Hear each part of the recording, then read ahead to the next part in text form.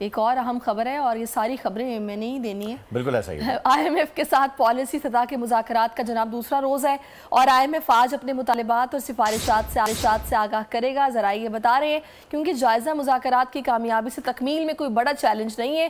عمر حیات اس وقت ہمیں جوائن کر چکے ہیں, ان سے مزید جانتے ہیں کہ ذرائع اور کیا بتا رہے ہیں. بتائیے گا عمر حیات.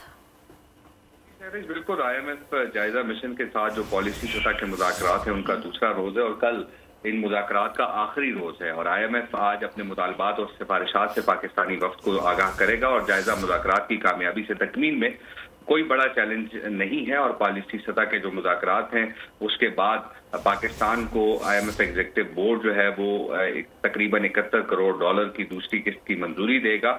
اور اس کے ساتھ ساتھ اگر دیکھا جائے تو پاکستان کو درپیش 6.5 ارب ڈالر کے جو ایکسٹرنل فائنینسنگ گیپ کا معاملہ ہے اس پر پاکستان کے دورے پر آئے IMF مشن کی جانب سے جو متحدہ عرب امارات کے سفیر ہیں ہم عبید الزابی, ان سے ملاقات ہوئی ہے اور پاکستان سے بیرونی فائنینسنگ گیپ پورا کرنے سے متعلق امور پر بھی تبادلہ خیال ہوا ہے. صحیح, بہت شکریہ عمر حیات.